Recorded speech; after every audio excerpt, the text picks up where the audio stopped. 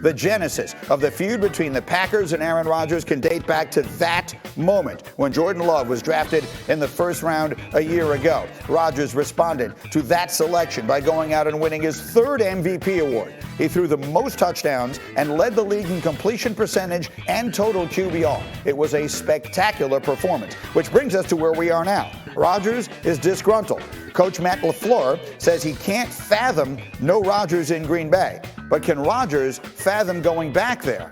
Well, yesterday, Davante Adams threw some fuel on the fire with this cryptic tweet. He tweeted, "Gotta appreciate what you got while you got it." I'm sure no one will overreact to that. Here's Rob Demovsky, our outstanding Packers reporter. Rob, what happens now? We've seen where we've been, and we see where we are. Where do we go from here? Yeah, Greeny, they haven't traded him, right? They said they weren't going to trade him. But here's a key date when they might trade him, and that's after June 1st. I've already got it written on my calendar, June 2nd, 7:05 a.m. I'm on with Greeny to talk about what happens now because they might trade him then. And the reason? Because that's when the salary cap hit will be less for them if they move on. Right now, if they traded him, and there's no point in trading him now because they didn't do it before the draft where they could have gotten immediate help, but they would have saved only about $5 million on their salary cap. If they do it after June 1, they pick up $25 million on their cap right away. What can you tell us about the readiness of Jordan Love to play? One of the pieces of this is that the Packers have drafted their quarterback of the future. Are they ready for that future to begin? What do we know about Jordan Love's readiness to start playing? The plan all along, Greeny, was never to have Jordan Love play in 2021, unless something happened from an injury standpoint.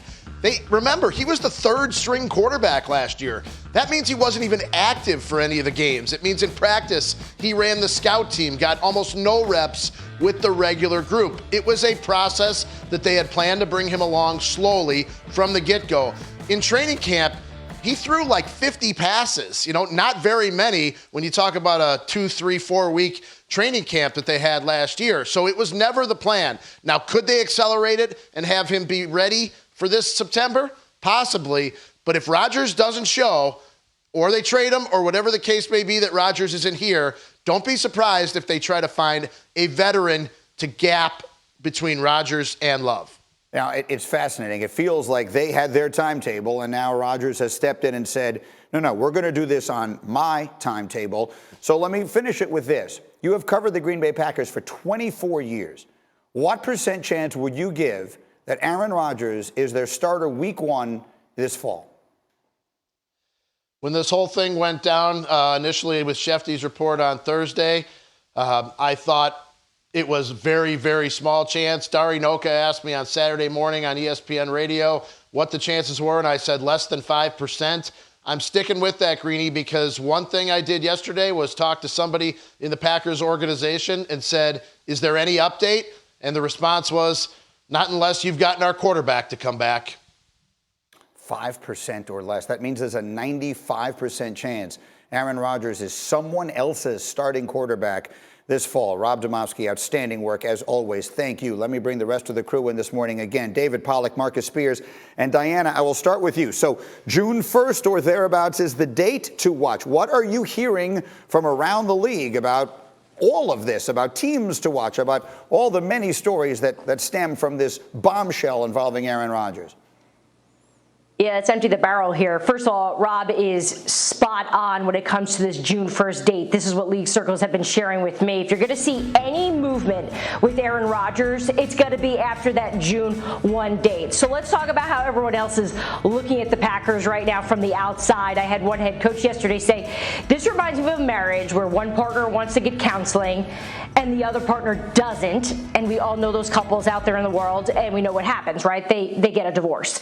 There's certainly a feeling that this is not going to work out. I know Rob uses that 5% way of describing it. And look, there's no way to really put a percentage on it. I can just tell you around the league, there aren't a lot of people that have belief that Aaron Rodgers is going to return to the Green Bay Packers.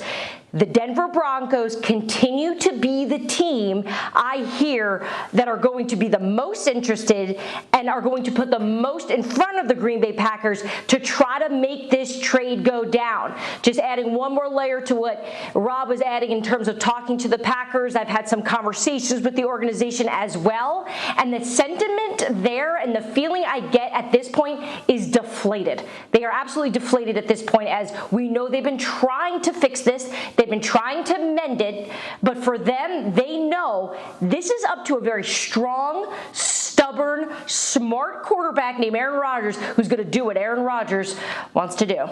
So, Marcus, I was watching you guys on NFL Live when this story broke, and I saw you literally twirling around in a chair that didn't spin. You were spinning and the chair was not. And I've been waiting since that moment to get your perspective on all of this. So as you sit back and you hear 5% and we start talking about where would Aaron Rodgers fit in, I mean, it still seems surreal that this is where the conversation is. Where are we in your head?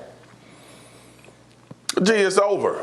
It's over. And I said a year ago Aaron Rodgers was going to want to leave Green Bay, sitting on this show with you, and some believed it, some didn't, but I saw this coming from a mile away. I mean, if you think about the history of Aaron Rodgers, you think about how disgruntled he was when Jordan Love was drafted. People talk about the weapons that they need and all of these things that come into play. But you know me, G, until you say something publicly, bro, it don't matter.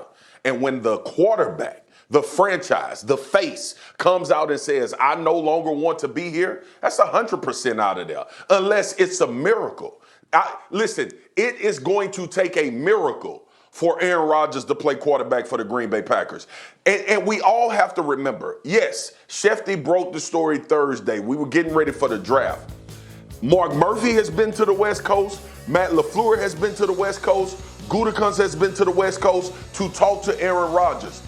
The explosive that happened during the draft is a manifestation of a lot of work, a lot of talks. So it's not like Aaron Rodgers just up and said, I want out. He said, I want out after people have made attempts to try to rectify the things that's going on in Green Bay. That's why I firmly believe he'll never play for the Green Bay Packers again. David Pollack, what are your thoughts? First of all, Marcus, I think you're a man that believes in miracles. I know I do. I believe in miracles. So I think it could happen. And saying there's a chance it could happen. Listen, I know there's a lot to take in and there's a lot to make happy with Aaron Rodgers. But again, I do go back to a couple things. This is a good situation. This isn't a horrible situation. This is a situation you've been in for 16 years. So I want to give it a chance to talk about what Diana talked about. Like, let's get to counseling. Let's keep trying to get to counseling. Don't give up yet until you can get to that point. If you're Green Bay, you still own his rights. You can still make it exceptionally difficult on him. But Greeny, whenever you're ready, I do have a great idea for a trade partner in the end that I think could make a lot of sense with Aaron Rodgers and his future if the counseling doesn't work and it doesn't take and they got to go different directions. I was born ready for that, David. Hold on a second. G, hold on, G. Hold on, G. Yes. Didn't I just tell y'all the damn man been in counseling for a year? Didn't I just say that they've tried counseling already? And now everybody. Hey, they still in the same house, Marcus. And now they need to go to counseling. They're still working. Bro, listen, if me and my wife was going through something and I made 3 cross-country trips to try to get it fixed and kept calling and kept dialing and kept texting and kept telling her friends how much I love her, how much I want her, that's what the Green Bay Packers been doing. Matt LaFleur said, I couldn't even imagine a day without having Aaron Rodgers as my quarterback. You think Aaron Rodgers give a damn about that? He just went public a week ago saying he don't want nothing to do with the Green Bay Packers. Y'all, Marcus, I know and all the miracles. They've been to counseling. It ain't working. Here's what I think is happening. So you telling me, Marcus, you're telling me that with your wife, all you've invested all these years, and you're telling me that you're just gonna be like, I ain't gonna stop. I'm gonna stop calling. Forget it. I'm gonna give up. A year, I'll do whatever it takes for my baby doll. I'm just telling you right now. I'll walk through whatever I need to walk through. I'll say whatever I need to say to make it happen, bro. Dave, we ain't trying to make your wife cook a good dinner. We talking about making all of these trips and doing all of this talking and sending flowers and all of that, at some point, you would think that the opposite would say, you know what? They really want me. Let me try to work this out. Y'all, I keep harping on Aaron Rodgers and the Green Bay Packers didn't just start going through this Thursday when Shefty broke the news. This is not something that is new, like we coming back from it. They've been going through this. All right, I have to break here. I'm going to come back to all of this, I promise. David, I think the moment you give up is when the movers are in your house. when they're actually moving furniture out of the house. And you're like, correct. Well, I guess we're doing this. We might be at that moment. We'll find out. But I definitely want to hear your team. We have a ton of this to come as we continue, including the fact, did you hear what Terry Bradshaw had to say about Aaron Rodgers? Oh, if you haven't, you're not going to believe it. That's on the way. We'll get to that in 15 minutes here on Get Up. Plus, Jerry Jones got defensive in this draft in a big way. So why?